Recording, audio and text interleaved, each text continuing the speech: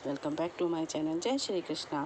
महाभारत का युद्ध खत्म हो चुका था। गांधारी अपने सभी स्वपुत्रों को खो चुकी थी। उनका क्रोध आसमान छू रहा था। वह तो पांडवों को भी श्राप देना चाहती थी, लेकिन महर्षि व्यास ने वहां पहुंचकर पांडवों को बचा लिया। हालांकि तब वह कुंती पर गुस्सा जरूर ही, जब उन्हें एक ऐसा राज बताया जो लंबे समय से छिपाकर रखा गया था। गांधारी ने नाराजगी में कुंती को ऐसा उलाहना दिया कि उनके पास कोई जवाब नहीं था, जो वह चुपचाप सुन ही सकती थी। हालांकि कुंती के इस राज को जब युधिष्ठिर ने जाना तो वह भी बुरी तरह से नाराज ही हो गए थे।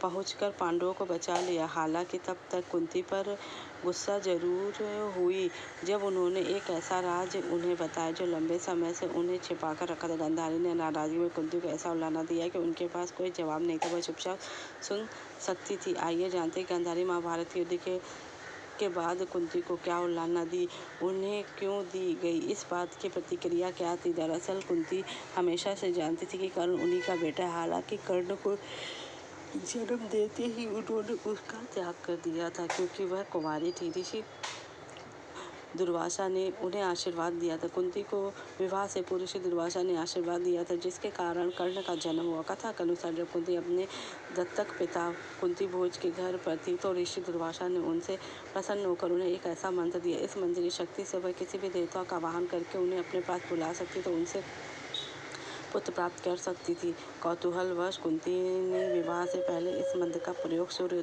देव का आवाहन कर लिया, जिसके परिणाम स्वरूप कर्ण का जन्म हो गया। लोक लाज के डर से उन्होंने कर्ण को एक टोकरी में रखकर नदी में बहा दिया, जो अधिरथ सूत को मिला, और उन्होंने कर्ण को अपना बेटा समझकर पालन पोषण किया। हालांकि कर्ण में हमेशा से एक खास किस्म की वीरता और तेज दिखता था। दरअसल इसका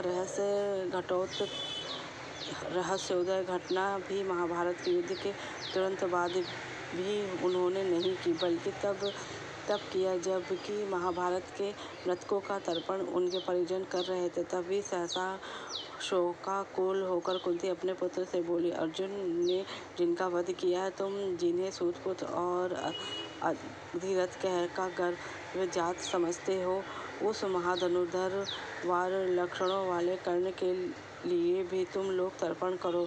वो तुम्हारे बड़े भाई थे, सूर्य के अवसर से मेरे गर्भ में कवच कुंडलधारी होकर जन्मे थे। यह सुनते ही पांडव पहले स्तब्ध रह गए, फिर बहुत दुखी हुए। उन्होंने कहा, हमें 100 गुना ज्यादा दुख हो रहा है। उस समय तो युधिष्ठिर ने कर्ण की पत्नियों के साथ मिलकर तर्पण कर लिया, लेकिन बाद में अपनी माँ से बहुत नाराज हुए। पहली बार अपनी माँ को श्राप दिया। उन्होंने अपनी माँ कुंती को उलाहना दिया कि यदि तुमने यह बात पहले बता दी होती तो हम कर्ण को सम्मान देते और यह युद्ध कभी नहीं होता ही नहीं। भीम ने भी यह महसूस किया कि कर्ण को दुर्योधन के पक्ष में खड़ा रहने के लिए गलती कुंती की ही थी। अर्जुन इस सच्चाई से अंदर तक हिल गए। उन्होंने कहा, यदि मुझे पहले पता होता कि कर्ण मेरा भाई है तो उसके खिलाफ हथियार नहीं उठाता। अर्जुन को इस बात का भारी दुख हुआ कि उन्होंने ही अपने भाई को मार डाला। इस बात को जब गांधारी ने जाना तो उनके अंदर पहले से ही अपने सभी पुत्रों को खोने का गुस्सा भभक रहा था। उन्होंने कुंती को उलाहना देने में एक क्षण की देरी नहीं लगाई। गांधारी ने कुंती को कर्ण के बारे में उलाहना देते हुए कहा था कि यदि कुंती ने कर्ण को अपने पुत्र के रूप में स्वीकार कर लिया होता, यह बात पहले खुल गई होती, तो शायद युद्ध की भयानक घटना टाली जाती। गांधारी का मानना था कि कर्ण के पांडवों के साथ होने से कौरवों और पांडवों के बीच संघर्ष कम होता, क्योंकि कर्ण महान योद्धा था और उसका पांडवों के प्रति स्नेह भी था। गांधारी नाराजगी होते हुए कुंती पर यह आरोप लगाया कि उसने अपने सबसे बड़े पुत्र को छिपाकर एक बड़ा अपराध किया, जिसके परिणाम से इतना विनाशकारक युद्ध हुआ। कुंती ने उलाहना का जवाब बड़े संयम और दुख के साथ दिया। कुंती ने गांधारी से कहा कि कर्ण को त्यागना उसका सबसे बड़ा दुख और कठिन फैसला था, जो उसने समाज के भय और अपनी अविवाहित स्थिति के कारण लिया था। कुंती ने यह भी स्वीकार किया कि वह अपने इस निर्णय के लिए हमेशा पश्चाताप करती रही। यह भी कहा कि भाग्य और कर्म का खेल ऐसा है कि शायद यह सब टाला नहीं जा सकता था। कुंती ने गांधारी के दुख को समझते हुए सहानुभूति दिखाई, लेकिन यह भी कहा उसने जो किया वह उस समय की परिस्थिति में उसके लिए जरूरी था। यह पूरा संवाद महाभारत के स्त्री पर्व में है।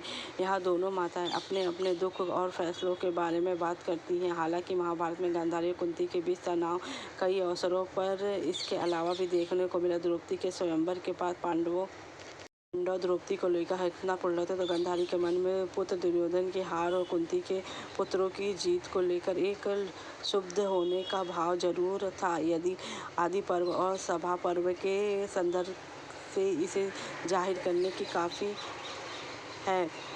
जब द्रौपदी का चीरहरण होता है तो पांडवों को वनवास पर जाना पड़ा, तब भी दोनों स्त्रियों के बीच तनाव था। कुंती इन सब से बहुत नाराज थी। वह बेटों के वनवास को नहीं चाहती थी। उन्होंने गांधारी के साथ महल में रहने में से भी मना कर दिया था। वजह वह दुर्योधन के साथ उनके घर पर रही। पांडव 14 साल वनवास में रहे। उसी में कभी कभार ही गांधारी और कुंती का मिलन होता था। और पुत्र प्रेम को लेकर गांधारी दुर्योधन को राजा बनाती। कुंती जानती थी कि दुर्योधन ही धर्म के अनुसार सही उत्तराधिकारी है। गांधारी अपने पुत्रों के प्रति पक्षपात करती थी। कुंती हमेशा चिंतित रहती थी कौरव पांडवों के न्याय के लेकर।